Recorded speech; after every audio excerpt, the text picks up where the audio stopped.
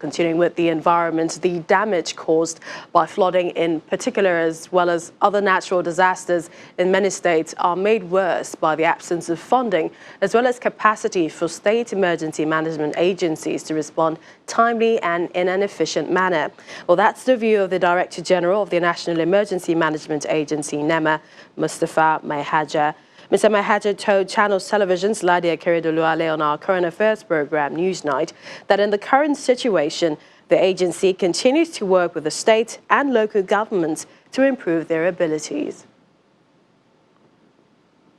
The state management agencies are not fully established in some states. They are the weak link because of lack of funding and lack of capacity.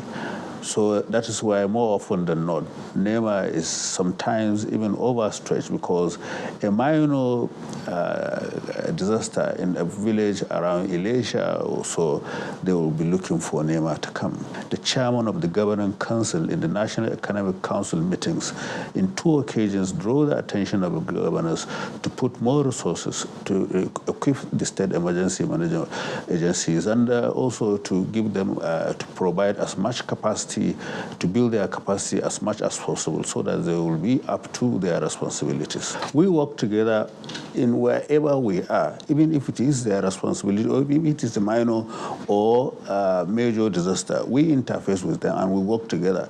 We are trying to sort of catalyze them to take up such a response, to give them as much capacity to understand the concept of disaster management. This is why we interface with them so often, almost all the time, to ensure that their capacity, their understanding of disaster management is built in a manner that they will be able to handle disasters in their own respective state as efficient as possible.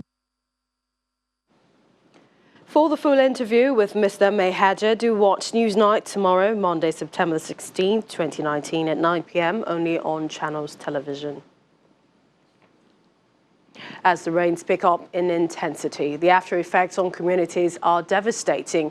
Umweze Uga community in Agwata local government in Anambra State is a place where erosion is wreaking havoc. The situation has forced many to seek refuge in a community Catholic church as their homes have or is on the brink of being destroyed.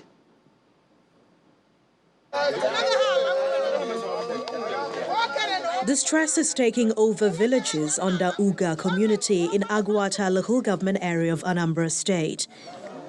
Erosion has taken over most of their land, destroying homes, and they have come out to express their worry. Many residents have moved to safer locations, and from the devastation, what choice do they have? But some are not that lucky, with nowhere to go. We are now running as a refugee. We are finding a place to stay for a moment and look for God, or looking for the government to come and assist us and help us in this situation now. I feel very sad because we are losing our house, properties, no house to sleep. Even if it rains for now, we have nowhere to go. The erosion is just too vicious. The traditional ruler, Igwe Chidi Ezewungo, joins his people to appeal for urgent help. So we are so sad that we are calling on the government, state government, federal government, and even NGOs to come and help us. Many have sought refuge at St. Michael's Catholic Church, Umweze Uga.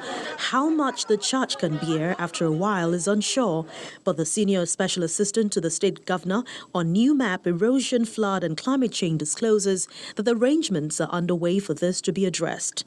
The governor has deployed the State Emergency Management Agency to provide immediate assistance to help with what they call the first responder type issues with providing assistance and shelter, food, perhaps water to the people that are directly impacted.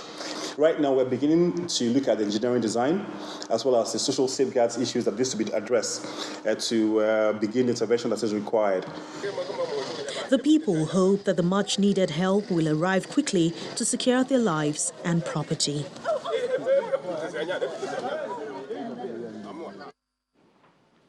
The United Nations reveals that approximately half of families who live in extreme poverty are in sub-Saharan Africa. To make the world a safer and more productive place, the priority of the Sustainable Development Goals, SDG, of the United Nations is to end extreme poverty in the world by 2030. Now, in Nigeria, the federal government believes that ending poverty is achievable. The goal is to take 100 million Nigerians out of poverty within 10 years. But some economists believe that ending poverty will also be significant to winning the war on drugs, crime, as well as insecurity. With me on the news tonight to discuss the evidence from the Global Poverty Reduction Strategy is Channels Television's data consultant, Babajide Ogunsoro. Always good to have you on the program. Good evening, Millicent. All right, welcome.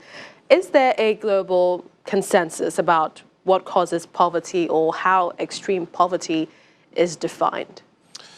There's still no global consensus, and I'll share some more thoughts about what is extreme poverty. But before that, over 4 decades ago, on this day, September 15, 1978, Muhammad Ali defeated Leon Spinks.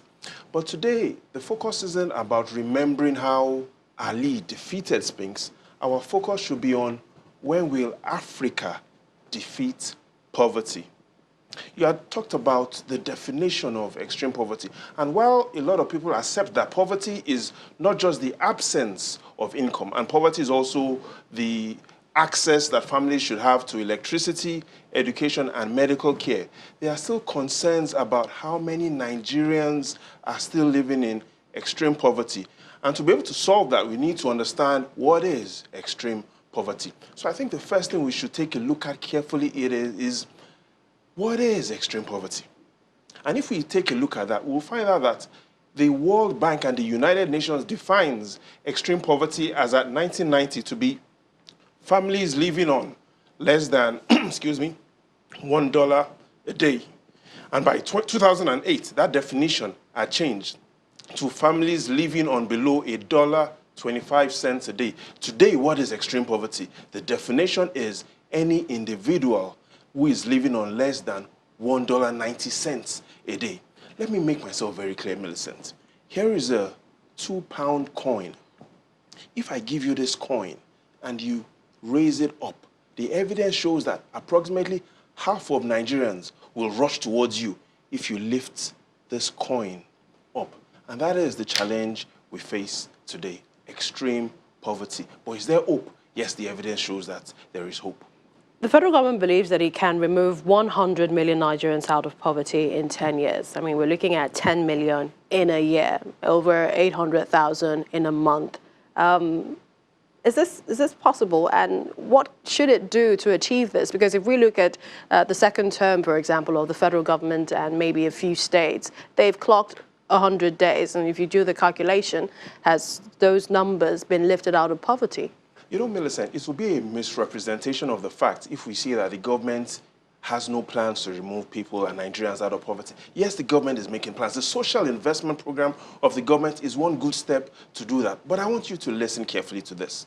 If you study and pick up your Bible in the book of Mark chapter 8, verse 36, it talks about what good will it do for a man to gain the world and lose the soul. And the same philosophy is found in the Quran, chapter 6, verse 32. What am I talking about? Of what good is it for the government to get 100 million Nigerians out of poverty if 200 million have joined the queue? Think about that carefully. So we need to reprioritize. We need to stop the bleeding. So we need to ensure that fewer Nigerians join that poverty queue. And how do we do that? We've talked about community policing. We need to now, more than ever before, stop looking at poverty from the top and ensure that the strategies of poverty are from the communities, from the local government, because it will do us no good if we keep talking about the national average of poverty. We need to look at what are the causes of poverty and the unique problems that each of those communities face across all the 774 local government areas. But is that how the more developed countries did it? China, the US? Talking about the US, you know, over half a century ago, 1964, President Lyndon Johnson, you have talked about the US, had declared a national war on poverty. So we also need to ask ourselves, do we need to declare a national war on poverty? But we have, even in the past, in this country. So we now need to make use of the data that we have to plan and achieve the goals that we want to achieve to ensure that 100 million Nigerians come out of poverty. And how do we do that? Let's look at the top 3 facts of poverty, and using those facts, we can make progress. The first fact is there are today, based on the evidence of the World Poverty Clock and the United Nations, we have 94 million Nigerians who are still living in extreme poverty. So the government needs to keep an eye on these numbers, ensure that we take these millions of Nigerians out of poverty, but again, remember, we need to ensure that fewer people are joining that poverty queue, because of what good will it be if you get 100 million Nigerians out of poverty and if 200 million have joined? Let's look at the second fact. And the second fact points us to the evidence that every minute, 6 Nigerians become extremely poor. So the government also has to ensure that we use this evidence to identify which communities and which local governments, especially in northern Nigeria, are prone to poverty.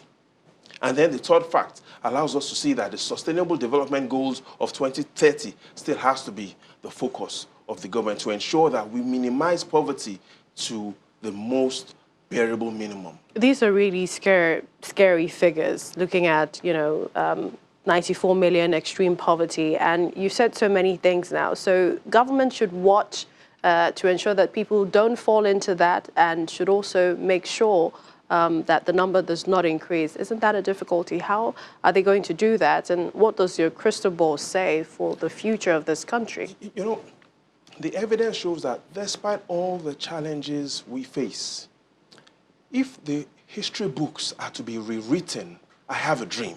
And what is this dream? I have a dream that when the history books are rewritten, Nigeria will not be remembered as the poverty capital of the world. Nigeria will be remembered as the opportunity capital of the world. And so the focus of the government should be fighting poverty with opportunity. Do you think they can do that in the record time? How long people are going, 94 million, no food on their table? I have no doubt that President Buhari wouldn't be here for the next 10 years. But I also have no doubt that the agenda of every government that will come in from 2023 will be to end poverty. And if you don't remember any of the statistics or the facts we've talked about tonight, remember that our dream is to make Nigeria the opportunity capital of the world. All right. We'd like to thank you for joining us on the News at 10. And the pleasure is always mine.